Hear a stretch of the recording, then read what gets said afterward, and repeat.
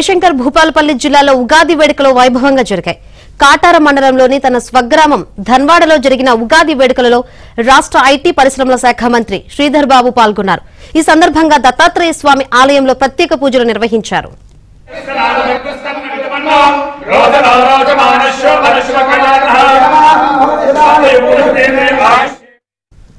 అనంతరం రాష్ట్ర ప్రజలకు ఉగాది శుభాకాంక్షలు తెలియజేశారు.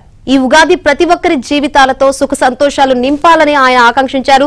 సంక్షేమం, అభివృద్ధి కోసం కాంగ్రెస్ ప్రభుత్వం రాజీ లేకుండా పనిచేస్తుందన్నారు.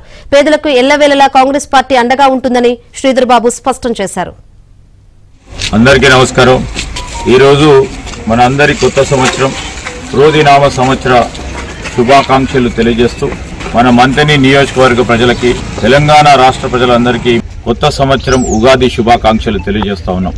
ఈ సంవత్సరంలో మీరందరూ కూడా బాగుండాలని, మీ కుటుంబ సభ్యులు మీరు అందరూ బాగుండాలని, ఆయురారోగ్యాలతో అష్ట ఐశ్వర్యాలతో సుఖ సంతోషాలతో ఉండాలని ఆ భగవంతుని ప్రార్థిస్తూ, అర్హులైన నిరుపేదలకు సాయం చేసే విధంగా మా కాంగ్రెస్ పార్టీ మిత్రులు కానీ మా కార్యకర్తలు కానీ ఎల్లప్పుడూ కూడా మీ ప్రేమాభిమానాలు ఆ భగవంతుని ఆశీస్సులతో ఈ ప్రాంతం అంతా కూడా సస్యశ్యామలం కావాలని ఆ భగవంతుని ప్రార్థిస్తూ మరొకసారి క్రోధినామ శుభాకాంక్షలు తెలియజేస్తారు.